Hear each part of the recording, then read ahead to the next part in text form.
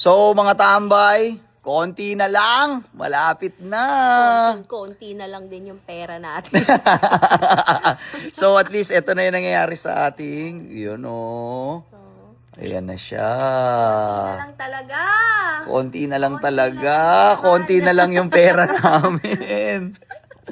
Guys, sobrang hirap. Pero kaya yan. Positive lang. Alam mo yung minsan pag positive tayo, di natin bigla-bigla. Diyos ko, yung bakod pa lang. Ang sakit sa bumbunan yan. Natatapos na natin yan. Pero syempre, kailangan pa rin natin sipagan. At saka nagkaroon lang kami ng konting problema dito sa aming bakod, no? I-share namin sa inyo soon yung story dito, yung mga sakit sa ulo namin, yung journey namin. So abangan nyo yun kung paano ito, and i-release namin yung mga videos namin soon kung paano yung mga updates and yung mga journey namin dito sa pagpapagawa ng aming Dream Rest House.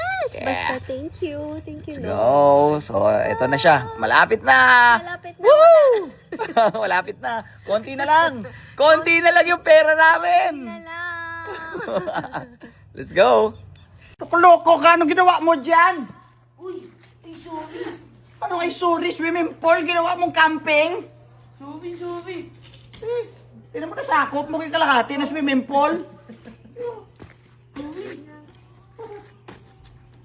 Hindi ko naman alam eh. Hindi ponggal ka. Hindi, wala pang tubig. Gusto mo na maligo. Excited na kasi akong maging swimming pool yan. Hindi swimming pool yan, pispan yan. May isda pala dyan? Oh, ikaw. Ayun lang, laki.